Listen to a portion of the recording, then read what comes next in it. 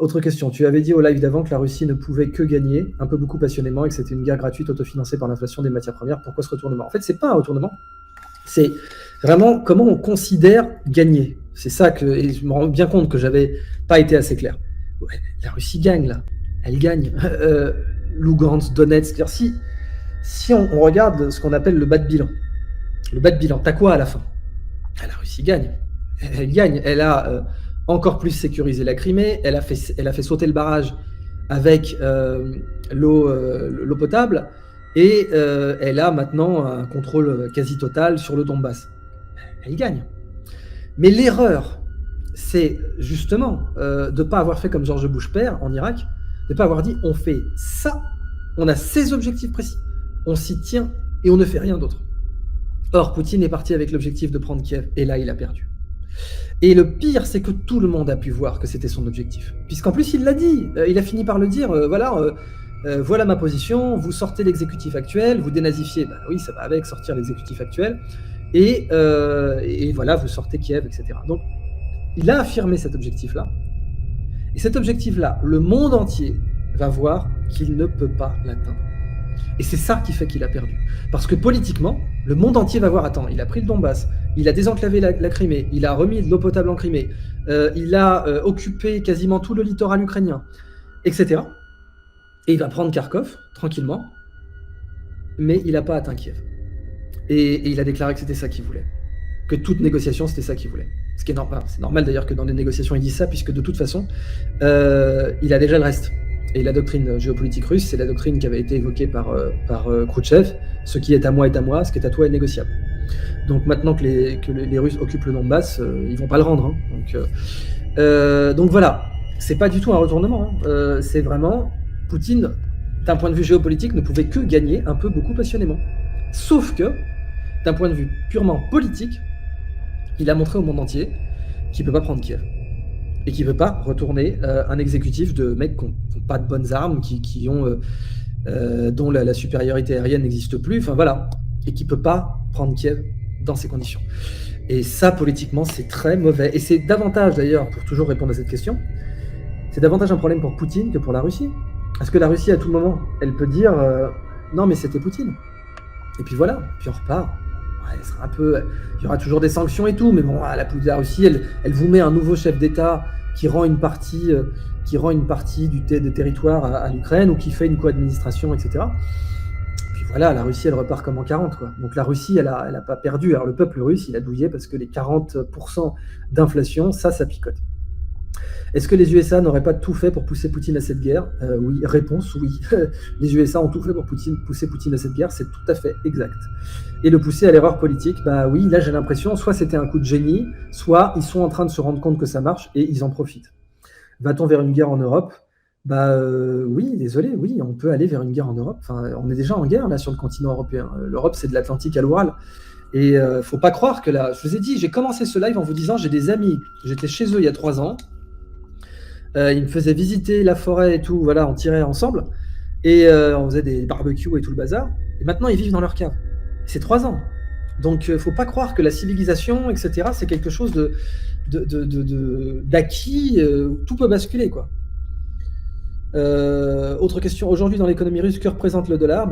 Avant il représentait plus grand chose, maintenant il revient à mort, puisque dans l'économie informelle, ça va être comme au Venezuela, les Russes ont besoin de dollars ou d'euros. Donc les Russes se sont débarrassés de leurs bons du trésor, mais en même temps, maintenant le dollar est redevenu important pour le Russe moyen, quoi. La guerre sera longue selon Macron, qu'en penses-tu? Alors Macron, il a tout intérêt à ce que la guerre soit longue, ça lui permet de dire « je suis le sauveur de la nation ». D'ailleurs, l'Obs vient de dire qu'il se plaçait en père de la patrie, ou je sais pas quoi, enfin n'importe quoi. Mais évidemment, la campagne de Macron, elle est toute tracée. Hein. Elle est « je suis le gentil », Zemmour et Mélenchon sont pro-Poutine, donc c'est des enfoirés. Et vous pouvez être sûr que tous les médias vont reprendre tous les passages de ça y est, hein, ils sont en train d'aller chercher toutes les anciennes déclarations de Zemmour sur Poutine, ils sont en train de chercher toutes les anciennes déclarations de Mélenchon et sur Poutine et sur Maduro. Donc voilà, c'est boulevard de dire je suis la protection contre le méchant Poutine pour Macron. Et ça va être très très très dur à contrer pour Zemmour et pour Mélenchon, vraiment. D'autant que Zemmour est soutenu par Philippe de Villiers, et que pareil, on a ressorti, ça y est, toutes les vidéos, nanana, Philippe de Villiers, il a fait le Puy du Fou, c'est très très beau travail, et il est allé faire des parcs d'attractions en Russie. Ah oui, bon, qu'est-ce que vous voulez, il a rencontré Poutine, c'est normal. Mais bon, voilà, ça va être ressorti. Ça va être ressorti, et Macron va pouvoir construire une narration qui est, sans moi, Poutine va malmener la France. Et en fait, la seule parade à ça, pour Macron, pour Mélenchon et Zemmour, ce sera de dire non, mais on est meilleur négociateur que lui. Et c'est vrai. Zemmour serait meilleur négociateur contre Poutine. Mélenchon serait meilleur négociateur contre Poutine, sans le moindre doute. Donc, s'ils arrivent à bien dire ça, nous serions meilleurs négociateurs, nous serions plus compétents. Mais l'obstacle, c'est qu'on va leur dire vous n'avez jamais été chef d'État. Donc oui, Macron a tout intérêt à ce que cette guerre dure aussi longtemps que le Covid. Penses-tu que les Russes pourraient créer un blackout total pour l'Internet et l'électricité? Non, ils n'ont pas la technologie pour ça. Ils peuvent faire chier, ils peuvent faire des choses. Ils ont d'excellents hackers.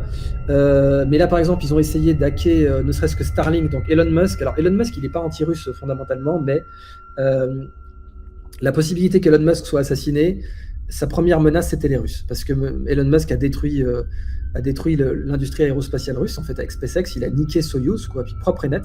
Et donc, les Russes voulaient se le faire. Et j'ai un ami qui a interviewé Elon Musk, c'est Guillaume Gralet, du Point. Il a interviewé tout le monde, lui. Il a interviewé Musk, Satya Nadella, Sundar Pichai, Bill Gates, tout le monde. Et quand il a interviewé Musk, il m'a dit, même quand il est allé visiter Tesla à Chambourcy en France, le concessionnaire Tesla, il y avait des détecteurs de bombes, il y avait des chiens, il y avait tout, quoi. Parce que un attentat sur la personne de Musk est possible. Et clairement, c'était les Russes comme suspect numéro 1. Donc, parce que sans Musk, il n'y a pas SpaceX, et sans SpaceX, Soyuz redevient un lanceur important. Donc Musk a fait beaucoup de mal à l'industrie aérospatiale russe. Pas volontairement, mais bon, voilà, il était allé les voir au départ, il leur avait demandé des fusées, il avait envoyé chier. Donc Musk a envoyé son truc là, j'ai oublié le nom, mais voilà, son internet par satellite là. Et Starlink. Et immédiatement, des hackers affiliés à la Russie ont dit et ont commencé à l'attaquer. Et Musk a tweeté allez-y les gars, bring it on, allez-y les gars.